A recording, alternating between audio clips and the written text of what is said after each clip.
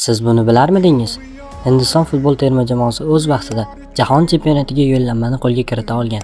Ammo oyoq yalang o'ynashga ruxsat berilmaganligi sababli ular mundialda ishtirok etishdan bosh tortishgan. 1950-yilda Hindiston terma jamoasi saralash bosqichini muvaffaqiyatli yakunlab, Braziliyada bo'lib o'tadigan jahon chempionatiga tarixiy yo'llanmani qo'lga kiritadi. Biroq kutilmagan bir muammo yuzaga keladi. Hind futbolchilari yalangoyoq o'ynashga odatlanib qolishgan. Butsi kiyish esa ular uchun o'ta noqulay edi. Shu sababli Hindiston futbol federatsiyasidagilar FIFA ga rasmiy murojaat bilan chiqishib, ularga mundialda butsilarsiz to'p surishga ruxsat berishlarini so'rashadi. Baxtga qarshi FIFA bu taraf futbol qoidalariga mutlaqo zid ekanligini va o'z prinsiplaridan umuman qaytmasligini qat'iy bildiradi. Natijada hindlar o'z qarashlaridan voz kechishdan ko'ra jahon chempionatiga bormaslikni afzal ko'rishadi va ularning guruhda har doimgidek 4 jamoa emas, balki 3 jamoa guruh bosqichida ishtirok etishadi. Nima deb o'ylaysiz? Agar hindlar o'sha davrda jahon chempionatida qatnasha olganida, hozirda yirik futbol mamlakatiga aylana olarmidi?